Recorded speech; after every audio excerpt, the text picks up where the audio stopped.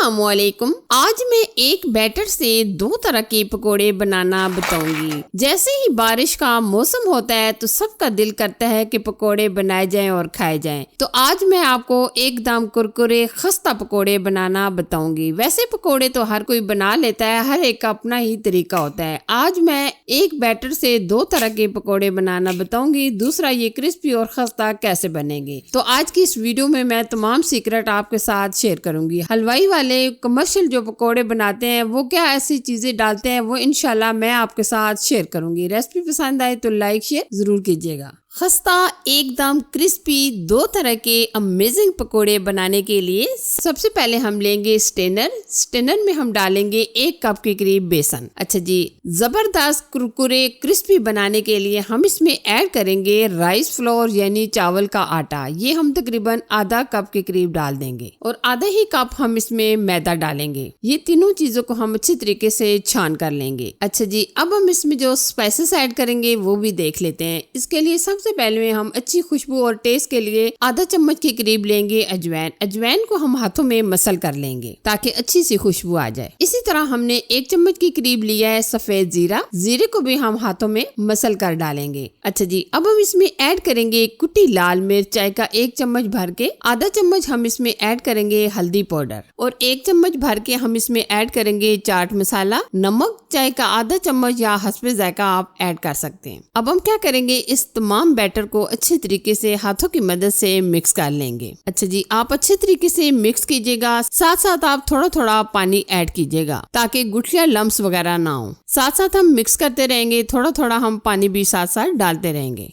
ये आप देख सकते होंगे कि हमने हाथों की मदद से अच्छे तरीके से ये लम्स वगैरह खत्म कर लिए हैं। ये देखिए माशाल्लाह बैटर हमारा बहुत अच्छे तरीके से रेडी हो चुका है। अब हम इसमें ऐड कर देंगे कश्मीरी लाल मिर्च चाय का आधा चम्मच और साथ में हम इसमें ऐड कर देंगे थोड़ा सा हरा धनिया। बैटर हमारा माशाल्लाह जबरदस्त सा तैयार हो चुका है। अब हम आलूओं की कटिंग करेंगे। ये हमने हस्बे जरूरत आलू लिए हैं जो हमने छिलका रिमूव करके पानी के अंदर डिप करके रख दिए थे ताकि इनका कलर खराब ना हो। अब हम इस तरीके से कटर की मदद से भी आपको कटिंग करना बताएंगे, फिर हम नाइफ की मदद से भी कटिंग करके आपको बताएंगे। अगर आपके पास इस तरह का कटर है तो आप कटर की मदद से भी ये कटिंग कर सकते हैं। ना हम आलूओं को बहुत पतला कटिंग करेंगे ना मोटा। ये देखिए आप देख सकते होंगे कि आलू हमने इस तरीके से कटिंग किए हैं। ये देखिए ना ज्यादा पतले और ना ज्यादा ये मोटे वाले हैं, क्योंकि अगर हम बहुत ज्यादा मोटे कटिंग करते हैं तो क्रिस्पी नहीं बनेंगे। इसी तरीके से नाइफ से भी कटिंग कर सकते हैं। ये देखिए ना हमने बहुत ज्यादा इनको पतला कटिंग करना है और ना ज्यादा मोटा कर लेना है। ये देखिए नाइफ की मदद से भी आसानी के साथ आप कटिंग कर सकते हैं। ये आप देख सकते होंगे कि तमाम आलू हमने इस तरीके से कटिंग कर लिए हैं। अब आप देख सकते होंगे कि पैन में हमने ऑयल को अच्छे तरीके से गर्म कर लिया है। इसमें से हम 2 चम्मच के करीब ऑयल लेंगे और जो हमने बैटर तैयार किया था इसके अंदर डाल देंगे। ये देखिए जी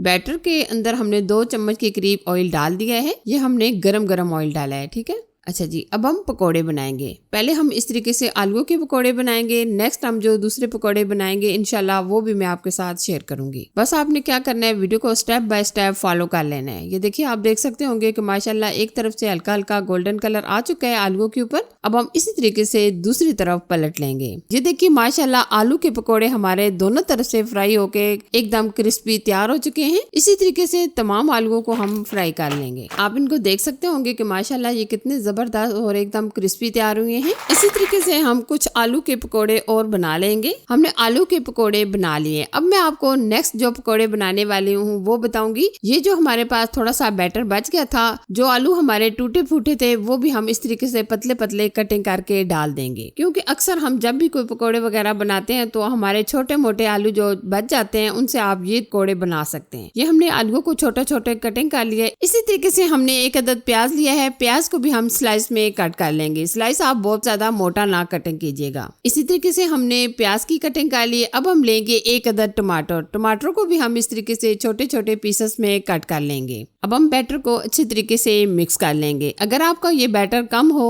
तो आप इसमें तकरीबन 1 या 2 चम्मच के करीब बेसन वगैरह डाल सकते हैं, लेकिन हमें जरूरत नहीं पड़ेगी। साथ में हम इसमें थोड़ा सा हरा धनिया और हरी मिर्ची भी डाल देंगे। ये देखिए माशाल्लाह दूसरा बैटर भी हमारा आलू और प्याज का भी तैयार तैयार हो चुके हैं। अब हम ये भी पकोड़े फ्राई करेंगे। ये देखिए जी माशाल्लाह ये भी एक तरफ से हल्के से गोल्डन हो गए हैं। तो अब हम क्या करेंगे, दूसरी तरफ पलट लेंगे। ये पकोड़े भी माशाल्लाह एकदम लच्छेदार हमारे ये तैयार होंगे और बहुत ही खस्ता और क्रिस्पी होंगे, क्योंकि जो हमने इसमें चीजें शामिल की हैं इसकी वजह से ये हमारे पकोड़े एकदम खस्ता और कुरकुरे होंगे। ये देखिए आप देख सकते होंगे कि माशाल्लाह हमारे पकोड़े दोनों बनकर तैयार हो चुके हैं। आप इनकी फाइनल लुक देख सकते हैं, जबरदस्त अमेजिंग। आप इसे चटनी केचप के साथ खाएं और रोटी के साथ एंजॉय कीजिए। ये देखिए जी माशाल्लाह एकदम खस्ता क्रिस्पी दो तरह के पकोड़े हमारे बनकर तैयार हो चुके हैं। आप भी ये पकोड़े मेरे तरीके से बनाकर देखिए, यकीनन आपको बहुत ज्यादा पसंद आएंगे, क्योंकि ये एकदम क्रिस्पी और कुरकुरे हैं। अगर आपको ये रेसिपी अच्छी लगी तो लाइक कीजिए, शेयर कीजिए। चैनल पर नए हैं तो चैनल को सब्सक्राइब कीजिए, साथ दिए गए बेल आइकन को भी प्रेस कीजिएगा ताकि मैं आपके साथ इसी तरह अच्छी और नई रेसिपी शेयर करती रहूं। Thanks for watching. Allah Hafiz.